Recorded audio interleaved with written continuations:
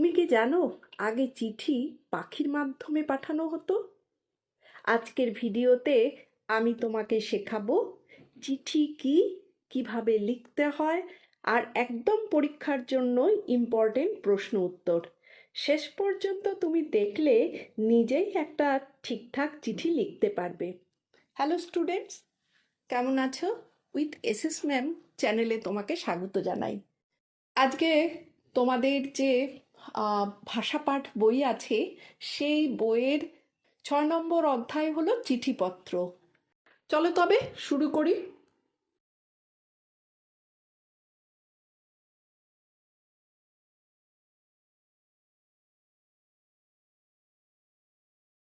ক্লাসে ঢুকে মনে পড়লো চক আনতে ভুলে গেছি।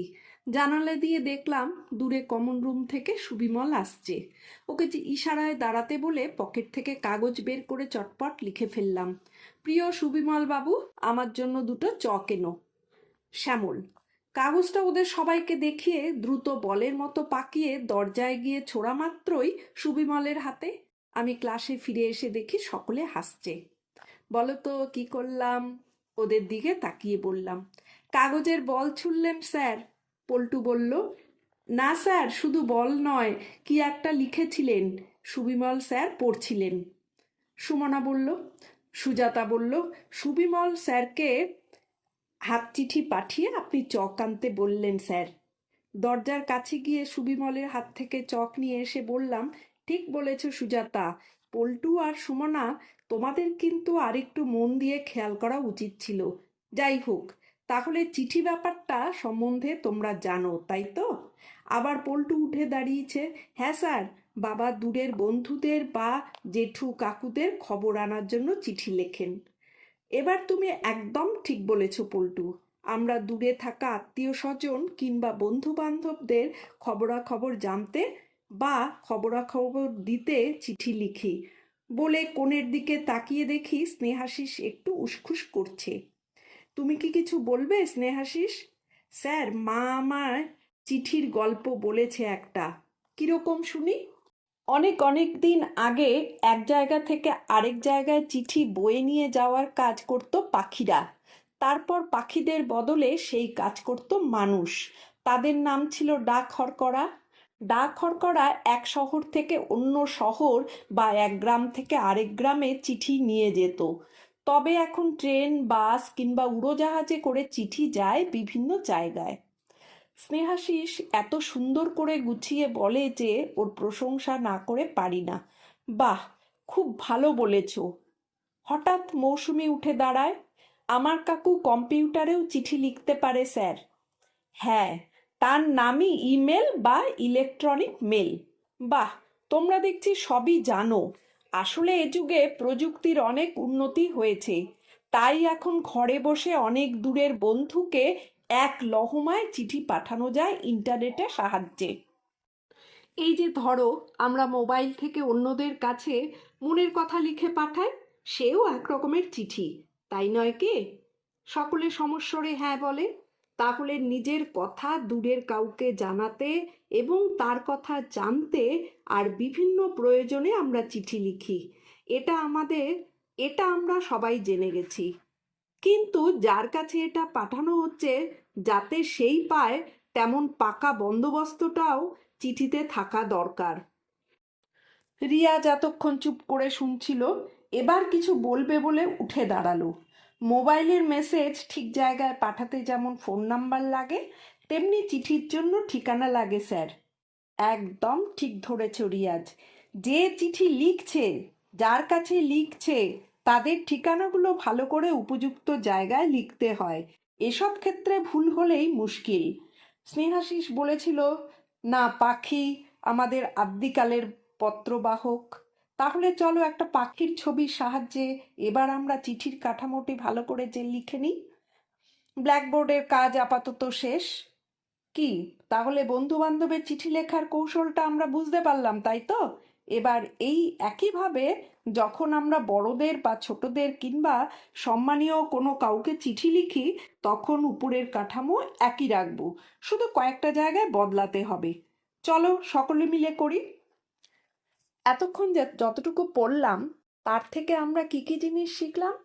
যে চিঠি হলো এমন জিনিস যা আমার মনের যা ইচ্ছে অন্য আরেকজনকে জানানোর জন্যে বা তারা তাদের খবরাখবর দেওয়ার জন্য অন্য জায়গায় যে লিখে পাঠায় তাকে বলা হয় চিঠি।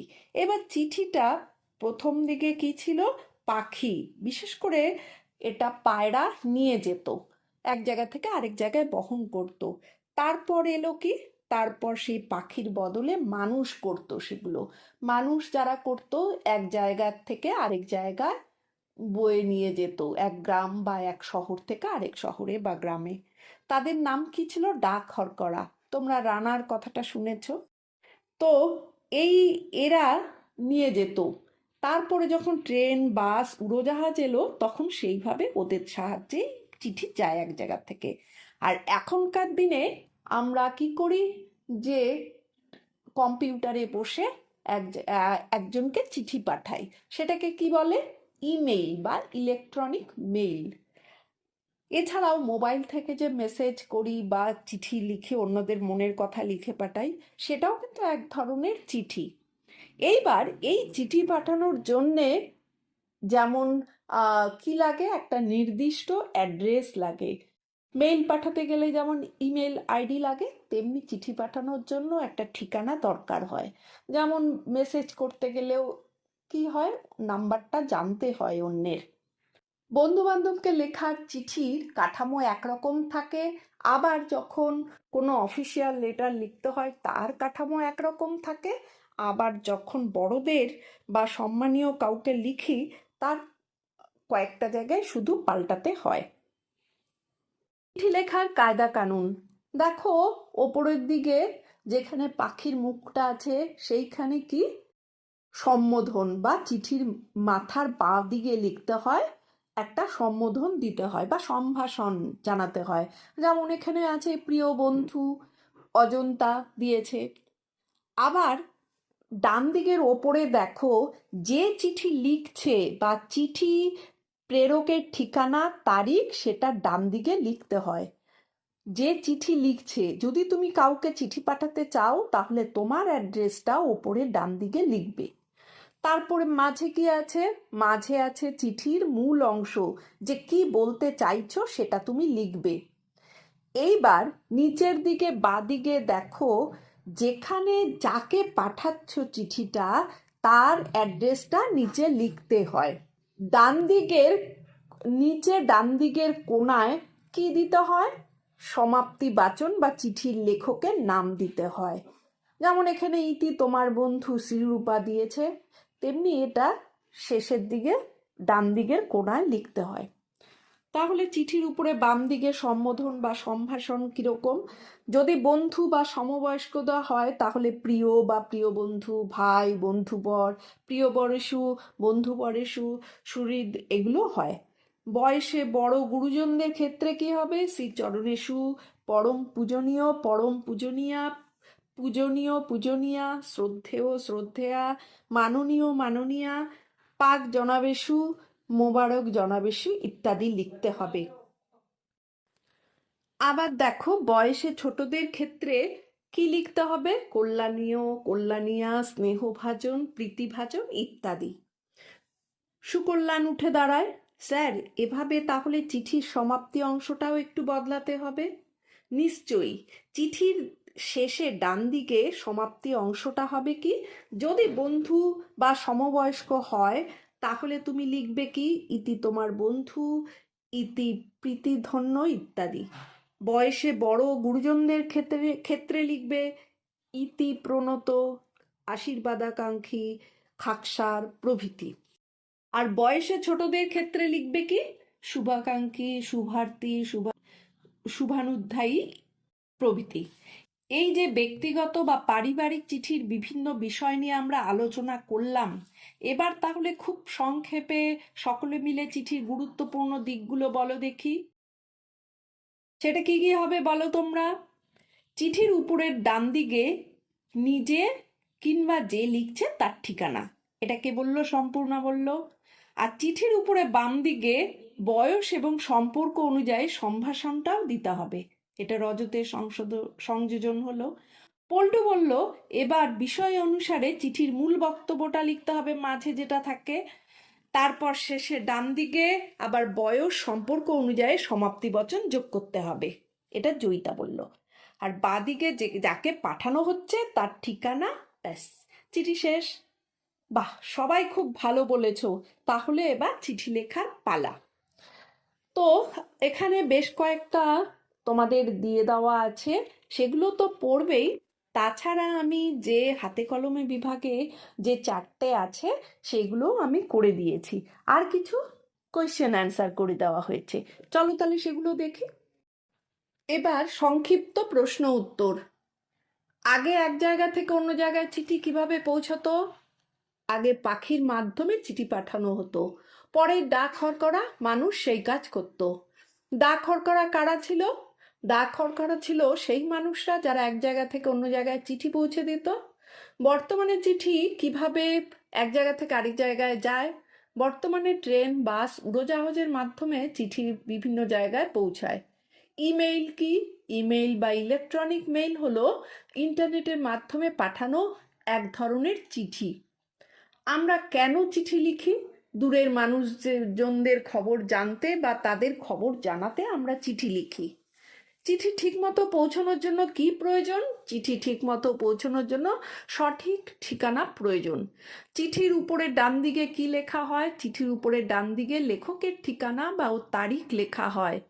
চিঠির ওপরে বাম দিকে কি লেখা হয়? চিঠির উপরে বাম দিকে সম্বোধন বা সম্ভাষণ লেখা হয়। চিঠির মূল অংশে কি থাকে? চিঠির মূল অংশে লেখার বিষয় বা মূল বক্তব্য থাকে। চিঠির শেষে কি লেখা হয়? চিঠির শেষে সমাপ্তি বচন, যেমন ইতি তোমার বন্ধু, এবং লেখকের নাম লেখা হয়। খামের ওপর কি লেখা হয়? খামের ওপর প্রাপকের নাম ও ঠিকানা লেখা হয়। ছোটদের উদ্দেশ্যে চিঠি কি ধরনের সম্বোধন করা হয়? ছোটদের ক্ষেত্রে কল্যাণীয়, স্নেহভাজন, প্রীতিভাজন ইত্যাদি ব্যবহার করা হয়। এবার তোমাদের হাতে কলমে বিভাগের যে 4টে চিঠি আছে সেগুলো দেখো। প্রথম চিঠিটা বাবা মাকে হোস্টেল থেকে। তাহলে দেখো, প্রথমে ওপরের ডান দিকে আছে কি তোমার ঠিকানা, বা তুমি যে বাবা মাকে যে চিঠি লিখছে তার ঠিকানা। তাহলে ডাকঘর কি? কলকাতা, তারিখ 10ই এপ্রিল 2026। না, তার নিচে কি আছে? সম্ভাষণ আছে। প্রিয় মা ও বাবা, আমি এখানে ভালো আছি, আশা করি তোমরাও ভালো আছো। হোস্টেলে আমার পড়াশোনা ভালোই চলছে, প্রতিদিন নিয়ম করে পড়ি এবং শিক্ষকদের কাছ থেকে অনেক কিছু শিখছি। খাবারও মোটামুটি ভালোই পাওয়া যায়। তোমাদের খুব মনে পড়ে, সময় পেলে আমাকে চিঠি লিখো। ইতি তোমাদের স্নেহের রাহুল। এবার দেখো, বাদিকের কর্নারে কিন্তু তোমার কি আছে? প্রাপকের ঠিকানা। কাকে চিঠি লিখছো তার ঠিকানা।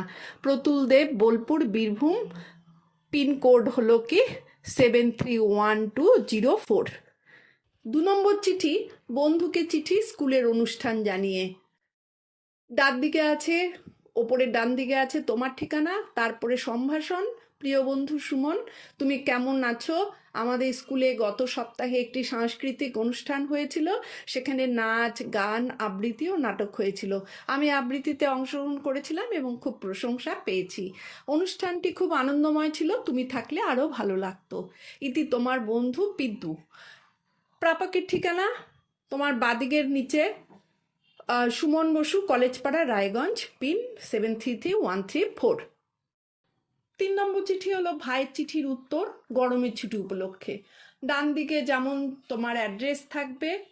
প্রিয় ভাই রবি, তোমার চিঠি পেয়ে খুব ভালো লাগলো। তুমি জানতে চেয়েছিলে আমার গরমের ছুটি কেমন কাটলো। আমি ছুটিতে দাদুর বাড়ি গিয়েছিলাম, সেখানে অনেক মজা করেছি, বন্ধুদের সঙ্গে খেলাধুলো করেছি এবং গল্পের বই পড়েছি। ছুটিটা খুব ভালো কেটেছে, তোমার সঙ্গে দেখা করার অপেক্ষা আছি। ইতি তোমার দাদা। নিচে কি আছে? নিচে তোমার অ্যাড্রেস আছে। প্রাপককে রবি সাহা, মেদিনীপুর, পিন 1234। যাই হোক, এগুলো আমি নিজের মতো দিয়ে দিয়েছি। 4 নম্বর চিঠি, দিদিকে চিঠি পরীক্ষার খবর জানিয়ে। যথারীতি ডান দিকে তোমার অ্যাড্রেস। প্রিয় দিদি, আশা করি তুমি ভালো আছো। আমার পরীক্ষা খুব ভালো হয়েছে, সব প্রশ্নের উত্তর লিখতে পেরেছি। বিশেষ করে বাংলা ও ইংরাজি পরীক্ষা খুব ভালো হয়েছে। এখন ফলাফলের অপেক্ষায় আছি। তোমার আশীর্বাদে ভালো ফল করব বলে আশা রাখি। ইতি তোমার ভাই সোনাই। এবার প্রাপক মানে তোমার দিদির অ্যাড্রেসটা নিচে বসবে। ডলি সেন, কপিলনগর, বর্ধমান। পিন যে কোনো একটা দিয়ে দিয়েছি, আমি সঠিকটা দিতে পারিনি। তোমাদের সেকেন্ড সামেটিভ পরীক্ষায় যা যা থাকবে সবগুলোই করিয়ে দেওয়া হলো। আশা করি তোমরা এতে উপকার পাবে।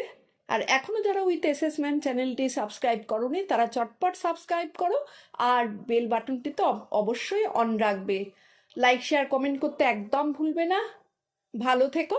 টাটা।